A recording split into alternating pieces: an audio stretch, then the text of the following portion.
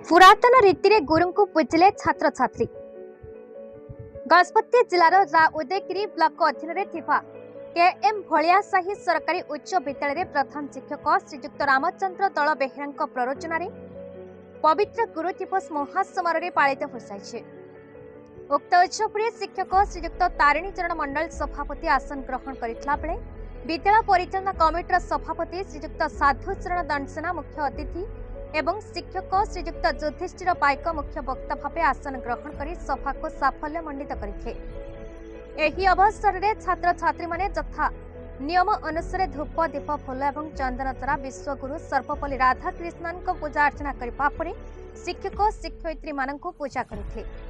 परे श्री शुभप्रद शील जगन्नाथ अष्टक गान करने पर पिलामाने स्वागत संगीत गुरु वंदना गान कर परिवेश को मुखरित करते। एसहित छात्र छात्री माने गुरु दिवस विषय भाषण प्रदान करते। पर शिक्षक शिक्षयित्री माने निजे निजर वक्तव्य माध्यम गुरु दिवस महत्व एवं सर्वपल्ली राधाकृष्णन नीति एवं आदर्श विषय भाषण देते। उक्त सभा कार्य को छात्र श्रीमान चंद्रशेखर दलाई एवं छात्री हीरावती रोहित परिचालना करथिला बेले प्राक्तन छात्र श्रीमान माधव नायक ए समस्त दायित्व सुचारू रूपे तुलाइथे। गजपति जिला प्रतिनिधि संतोष कुमार पाल की रिपोर्ट बीई न्यूज ओडिशा।